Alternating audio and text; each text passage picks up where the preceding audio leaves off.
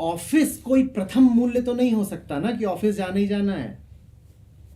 Office में अगर चैन मिलता है तो जाओ, नहीं तो मत जाओ भाई, बदल दो। तुम नौकरी के हो या नौकरी तुम्हारी है? तुम क्या बोलते हो, नौकरी मुझे कर रही है? ये वक्तव्य है तुम्हारा। हम जीते लेकिन ऐसे ही हैं, हम नौकरी नहीं करते, नौकरी हमें करती है। हाँ, तो क्यों नौकरी से करवा रहे हो?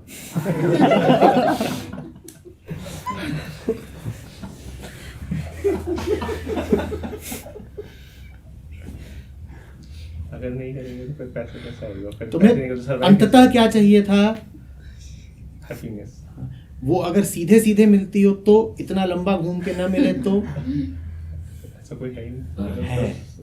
पर तुमने धारणा ये बना रखी है कि जब तक तिकड़म नहीं लगाओगे, जब तक गोल गोल घूमोगे नहीं, तब तक आखिरी लक्ष्य मिल नहीं सकता। आध्यात्मिकता का मूल सिद्धांत, मूल बात ही यही है कि जो सर्वाधिक कीमती है, जो असली चीज है, वो सामने खड़ी है। उसके लिए इतने चक्कर और इतनी तिकड़में लगाने की जरूरत नहीं है।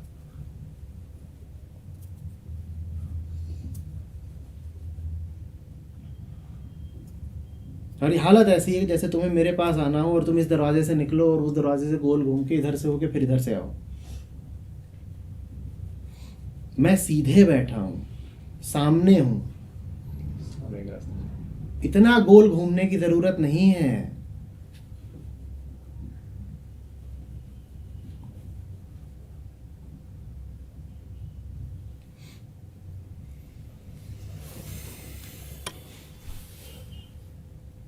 हमारे मन में डर बैठ गया है, वहम बैठ गया है।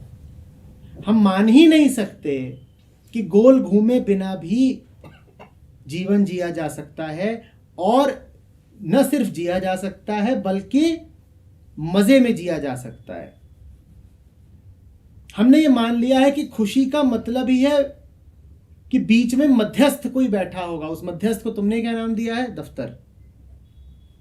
तुम कह रहे हो दफ्तर नहीं है, और जो 50 बातें तुमने बोली कि ये सिक्योरिटी, ये पैसा, 5 साल के गोल, और ये बीच के तुमने बहुत सारे जैसे दलाल बैठा दिए हो।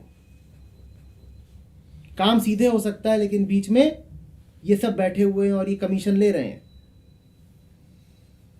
और कमीशन इनका ऐसा है कि तुम यहां से प्रेम पत्र भेजते हो अपनी मंजिल को, अपनी ख्वाहिश को, जो तुम्हारी उच्चतम आकांक्षा है उसको, और बीच में उसका कोई एक हिस्सा ये रख लेता है, एक हिस्सा ये रख लेता है, 5% इसने रख लिया, उसने रख लिया, और आखिर में कुछ नहीं पहुंचता, खाली लिफाफा। कभी वो भी नहीं पहुंचता, सब खा जाते हैं ये बिचौलिए। चाहते हो खुशी, 1/3 खुशी ऑफिस में छोड़ आते हो, फिर जो यहां बची उसको यहां छोड़ दिया, फिर बैलेंसिंग में छोड़ दिया, फिर सिक्योरिटी में छोड़ दिया, जितनी चीजों का आपने नाम लिया। जो तुम्हें चाहिए वो इन सबको खिलाए दे रहे हो, तो तुम्हारे लिए बचेगी कहां? जैसे कि कोई चला हो कि मैदान में जाके दौड़ेंगे और हरा भरा लहलहाता मैदान है, वहां दौड़ने की बात और है, और मैदान हो सामने, जैसे यहां सामने मैदान है बढ़िया, जितना दौड़ना हो दौड़िए। लेकिन मैदान तक जाने के लिए वो इतना लंबा रास्ता ले, ऐसा घुमावदार, कि जब मैदान पहुंचे तो दौड़ने की न हिम्मत बचे न ऊर्जा, लो हो गया। ये हमारी हालत है। जो हमें पाना है, हम उस तक पहुंचने के काबिल ही नहीं रहते, क्योंकि हम टेढ़े रास्तों पे चलते हैं। जानते हो टेढ़े रास्तों पर चलने की इस वृत्ति को क्या कहते हैं? इसी को कहते हैं अहंकार। अहंकार और कुछ नहीं है, यही है। जो सीधे सीधे हो सकता है वो सीधे नहीं करूंगा, जरा तिरछा चलूंगा, टेढ़ी बात बोलूंगा। प्यास लगी है और सामने पानी रखा है तो ये नहीं कहूंगा मुझे पानी चाहिए, मैं कहूंगा अच्छा प्यास बस तुम्हें ही लगती है। ऐसे लोग देखे हैं ना, 2 लोग बैठे हैं, एक के पास पानी है, अब इन जनाब को प्यास लगी है, तो ये सीधे सरल तरीके से नहीं कहेंगे कि मुझे पानी चाहिए, कहेंगे अच्छा प्यास बस तुम्हें लगती है। यही कह देंगे अच्छा पानी दबा के बैठे हो, अपने प्यारों को पिलाओगे। ये अभी भी नहीं कहेंगे कि मुझे चाहिए, ताने मारेंगे। इन्हें कुछ नहीं मिलता, ये प्यासे ही मरते हैं।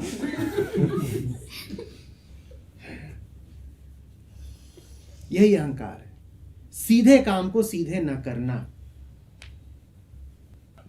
कि जैसे चाहिए हो तुम्हें कि कोई तुम्हारे पास आए, तो तुम सीधे उससे ना बोलो कि पास आ जाओ। 3 शब्दों में काम हो गया है ना, पास आ जाओ। और तुम उससे कह रहे हो और घुमाए 2 जहान। ऐसे लोगों से मिले हो कि नहीं?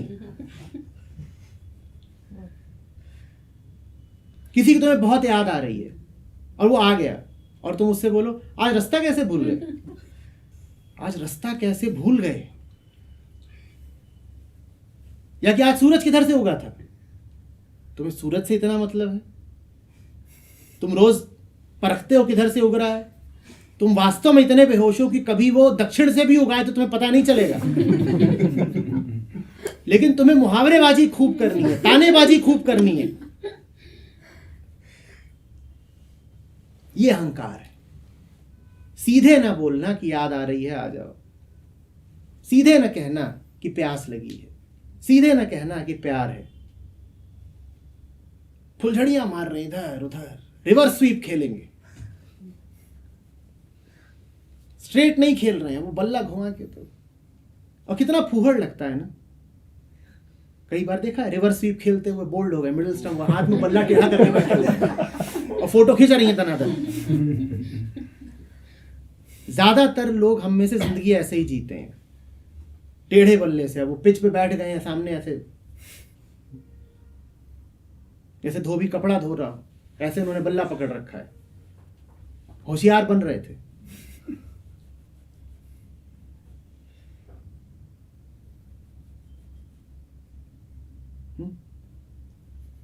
तो 100% हैप्पीनेस कैसे लाएं? कैसे का तो अर्थ ही होता है कि बीच में कोई तरीका पकड़ूंगा। कैसे का अर्थ ही होता है कि आज तरीका लगाऊंगा तो कल खुशी आएगी। कैसे पूछ करके आपने 2 चीजों को समाविष्ट कर लिया।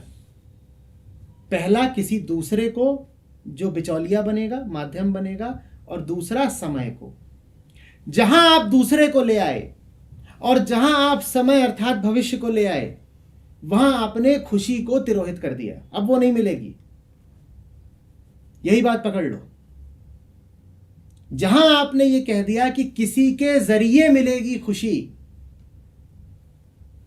और जहां आपने ये कह दिया कि आज काम करूंगा तो नतीजे में कल मिलेगा आनंद,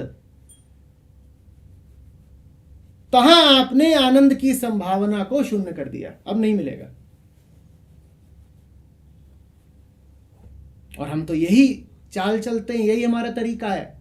बच्चों को भी यही सिखाते हैं, बेटा आज मेहनत करो, कल झाड़ पे चढ़ोगे।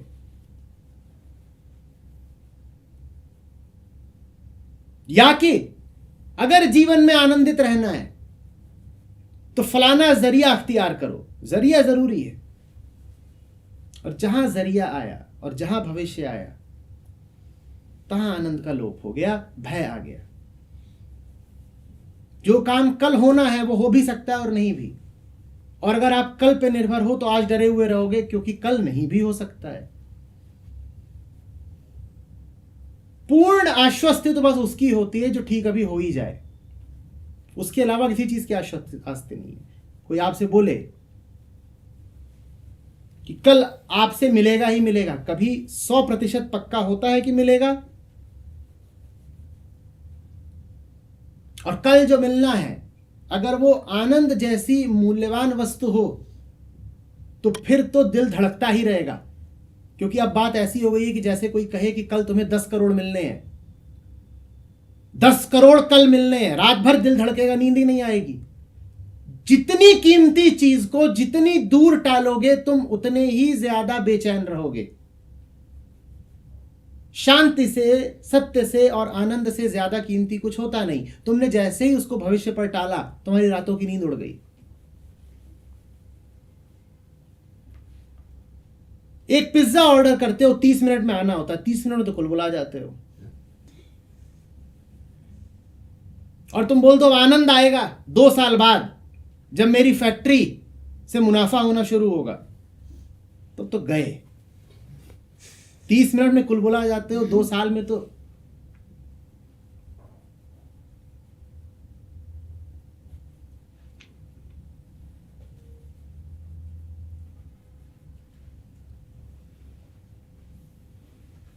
जो असली है उसको कल पे मत टालो, जो असली है उसके लिए किसी को जरिया मत बनाओ, बीच में मध्यस्थ मत खड़े करो। ये मत कहो कि उसको पालूंगा तो मिलेगा चैन। अजी हटो, ये तुमने बीच में एक दलाल खड़ा कर दिया। ये मत कहो कि फलानी परीक्षा पार कर लूंगा तो मिलेगी शांति, ये तुमने बेवजह शर्त रख दी बीच में।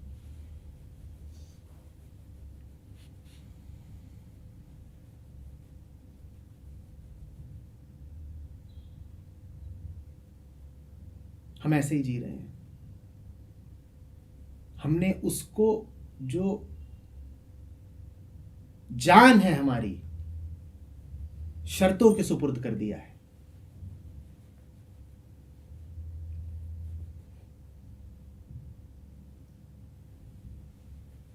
जैसे कि मेरे बगल में पानी रखा हो और मैं कहूं जब पूर्णिमा का चांद खिलेगा तब पीऊंगा,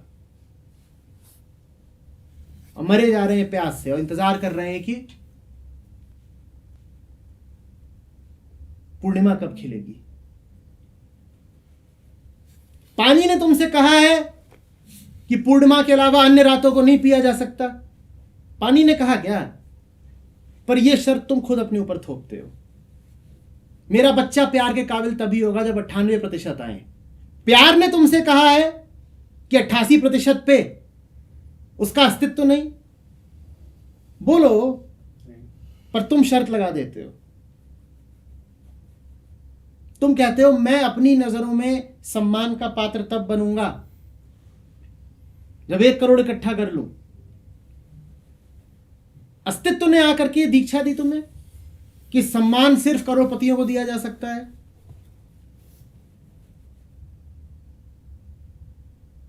सड़क का एक कुत्ता हो वो भी सम्मान का अधिकारी है, पर तुम अपने ऊपर शर्त रख लेते हो, अपनी नजरों में गिरे रहते हो। जो भी कुछ आवश्यक है उम्मीद करते रहते हो कि जब स्थितियां अनुकूल होंगी तब करूंगा।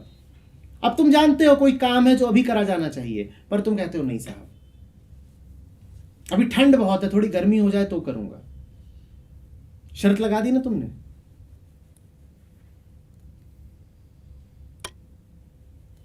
दौड़ने जाना, और जानते हो दौड़ने जाना जरूरी है, तुम शर्त लगा दोगे क्या?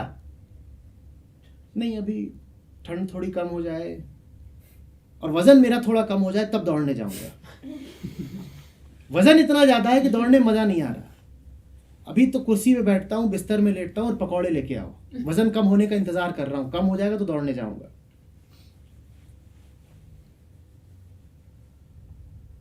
जो जरूरी है उसमें समय बीच में मत लाओ, और जो जरूरी है उसमें बिचौलिया बीच में मत लाओ। जरूरी समझते हो? आवश्यक, जो अवश्य है, जो हट ही नहीं सकता, जिसको हटाने पर तुम्हारा कोई वश न चले, वो है अवश्य।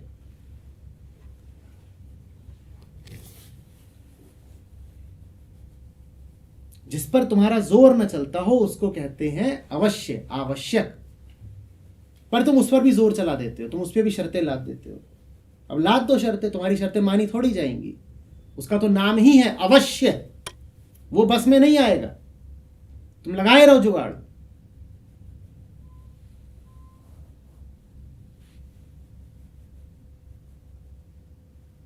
तो इसीलिए पूरी हमारी जिंदगी जो है वो हार का एक लंबा सिलसिला बन जाती है। हम अवश्य को वश में करना चाहते हैं।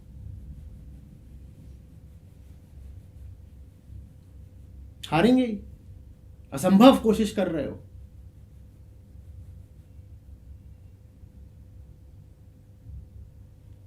और अहंकार किसको बोलते हैं? जो परमात्मा पर भी अपनी मर्जी चलाना चाहे, जो अवश्य को वश में करना चाहे, जो कहे अस्तित्व मेरे हिसाब से क्यों नहीं चलता, परमात्मा मेरे हिसाब से क्यों नहीं चलते, ग्रंथ मेरी बात क्यों नहीं करता, गुरु मेरे हिसाब से क्यों नहीं व्यवहार करता। तुम उसको बस में करना चाहते हो जो बस में किया नहीं जा सकता। इसी को अहंकार कहते हैं। अहंकार झूठ तो है ही, बहुत बड़ी मूर्खता है। तुम एक हारी हुई लड़ाई लड़ने की कोशिश कर रहे हो।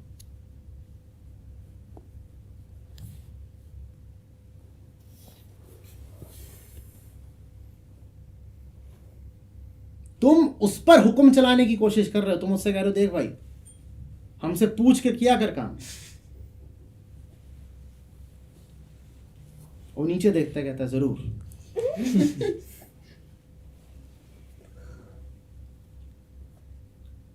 तुम्ही से तो पूछेंगे। तुम्हारी होशियारी का नमूना तुम खुद हो। तुम्हारे हिसाब से तो अस्तित्व चलेगा, अपने हिसाब से तुमने खुद को चलाया और हालत देखो अपनी। थोबड़ा निहारो शीशे में और तुम चाहते हो कि जैसे तुम हो अब तुम्हारे हिसाब से दुनिया भी चले।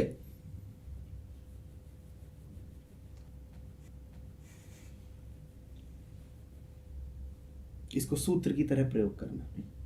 जब भी मन में बड़ी इच्छाएं उठे तो उनसे कहना जरूर। जब भी अवश्य को वश में करने का मन करे तो कहना जरूर। आप ही तो करेंगे वश में। आपसे ज्यादा कौन धुरंधर, कौन लाजवाब।